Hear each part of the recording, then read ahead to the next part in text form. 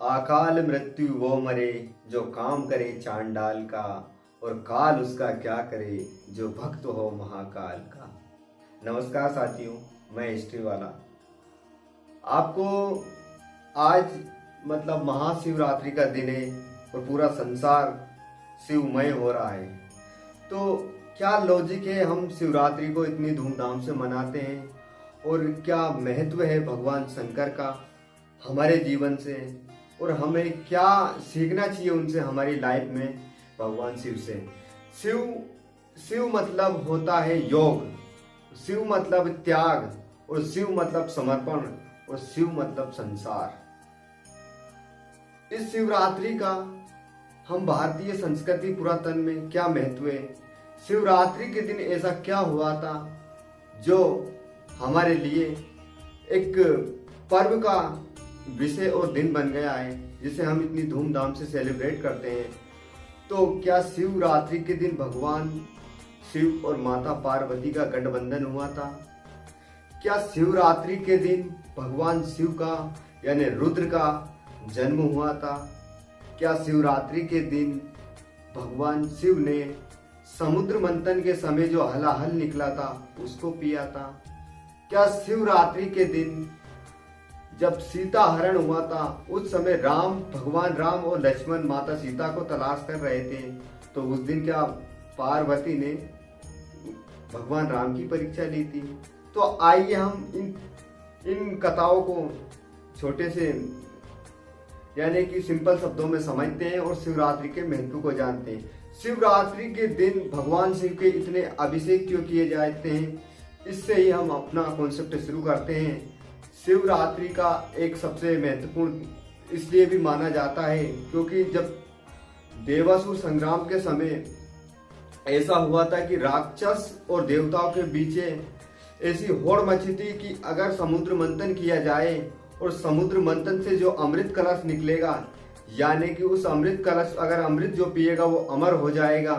तो उस समुद्र मंथन के समय तो भगवान विष्णु ने कच्छप रूप धारण किया और भगवान शिव का जो नाग था वासुकी नाग, और उसको उन्होंने क्या किया, मथने के लिए मंदराचल पर्वत से लिपट गया।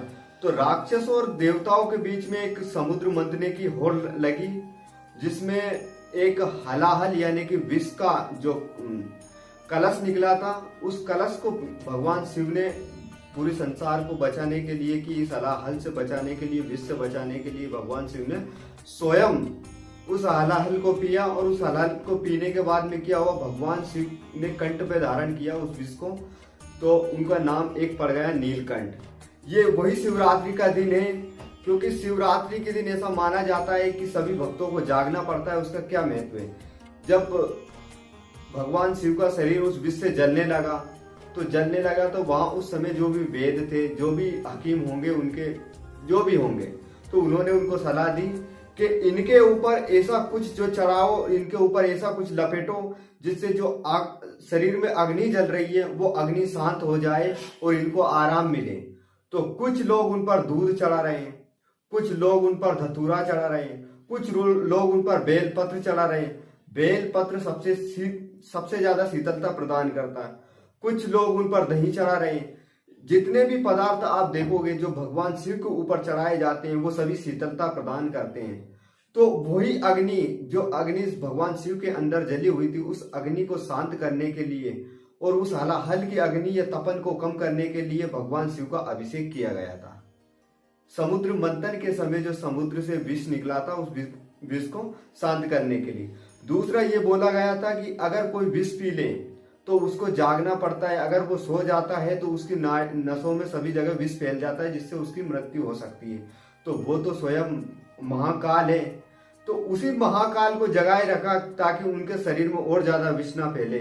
तो ये तो एक कथा हो गई। दूसरा एक कारण ये भी होता है कि जब सृष्टि की उत्पत्ति हुई, भगवान विष्णु के टुंडी से एक पुष्प निकला, कमल, और कमल में प्रकट हुए ब्रह्मा जी, और ब्रह्मा जी के 10 मानस पुत्र हुए। उन 10 मानस पुत्रों को बोला कि तुम जाओ संसार को चलाओ, लेकिन परिस्थिति ऐसी बनी कि 10 ही मानस पुत्रों ने बोला कि हम ब्रह्मचर्य में रहेंगे और हम किसी से शादी नहीं करेंगे तो हमारे बस का तो नहीं है इस संसार को चलाना।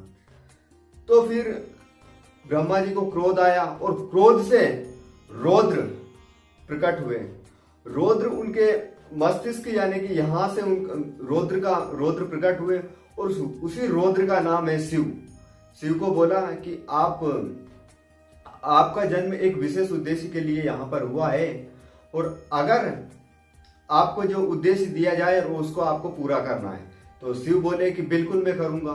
तो उनको छोड़ दिया कि तुम जाओ और सृष्टि पर जाकर क्या बढ़ाओ, जनसंख्या बढ़ाओ, मतलब अपने अपने पुत्र बनाओ यहाँ पर जो इस सृष्टि को चलाए। तो भगवान शिव थे भोले बाबा, तो कभी भूत को बना दिया, कभी पलित को बना दिया, कभी इंसान को बना दिया, कभी जानवर को बना दिया। तो तरह तरह के प्राणी उन्होंने इस संसार में बनाए। हुआ ये कि कुछ समय बाद जब ब्रह्मा जी देखने आए तो ब्रह्मा जी को ने देखा कि यार यहाँ कुछ तालमेल नहीं बैठ रही है। राक्षस मानव को खा रहा, मानव राक्षस को मार रहा, ऐसा कुछ उल्टा सीधा चल रहा। तो भगवान शिव को बोला कि आप रुको, आपको गलत काम दे दिया हमने, आपको गलत काम दे दिया। आप रुद्र यानी कि क्रोध से उत्पन्न हुए हो, तो आपको इनका विनाश का या इनकी समाप्ति का एक या इनका उद्धारकर्ता बनना है। तो आपको क्या बनना पड़ेगा, इनका पालनहर्ता की जगह इनका क्या करना पड़ेगा, सिंपल बात में समझने, यानी कि इनका उद्धार करना पड़ेगा। तो भगवान शिव ने बोला कि ठीक है मैं ये कर लेता हूं। तो पालन करता भगवान विष्णु को बना दिया, प्रजापालक भगवान ब्रह्मा बन गए और संगारक भगवान शिव को बना दिएगा। ये एक कथा मिलती है इनके बारे में। दूसरी कथा ये मिलती है कि आज ही के दिन मेनाक की पुत्री पार्वती, जिनका नाम पार्वती, उनके साथ भगवान शिव का गठबंधन मतलब शादी कराई गई थी। उस दिन भगवान शिव की शादी, आज यानी कि शिवरात्रि के दिन ही भगवान की शिव की शादी होती। इस दिन भी हम इस उत्सव को मनाते हैं, भगवान शिवरात्रि को मनाते हैं। तो ये सभी कारण शिवरात्रि को मनाने के एक बहुत ही महत्वपूर्ण और विशेष कारण माने जाते हैं। दूसरी एक और सबसे महत्वपूर्ण चीज होती है, भगवान शिव को यानी कि किसी व्यक्ति को शांत रहने के लिए क्या चाहिए। भगवान शिव को आपने देखा होगा समभावी मुद्रा में, अधिकतर आपने उनको बैठा देखा होगा। तो इसका एक कारण क्या हो सकता है कि वो शांत स्वभाव के। तो शांत रहने के लिए व्यक्ति क्या करता है, तो नशा करता है या क्या फिर करता है ध्यान। तो आज की जो जनरेशन है जो कि आधुनिकता में चल रही है, वो उल्टा कर रही है। उल्टा क्या कर रही है, वो ध्यान को त्याग रही है और नशा का सेवन कर रही है। तो हमें करना क्या है, भगवान शिव के मंदिर जाना है और जो नशा है, बेल धतूरा जो भी है, वो नशा भगवान शिव को अर्पित करना है कि हे प्रभु, ये जो नशा है जो चीजें, जो शांत चीजें, शांत रहने की चीजें हैं, वो आप आपके पास रखिए। और जो आपके पास जो योग है, जो शक्ति है, वो शक्ति हमें दीजिए ताकि हम इस नशा से बचकर और हमारा जीवन योग में ही बना के शांत रह सके। तो इस प्रकार इस शिवरात्रि का बहुत अधिक महत्व है और शिव के आचरणों को अपने अंदर भी उतारना है और अपना तथा विश्व का कल्याण की राह में आगे बढ़ना है। इसी के साथ ये आज की हमारी यानी कि बाबा हिस्ट्री वाले की कथा यही समाप्त होती है। नमस्कार, हर हर महादेव।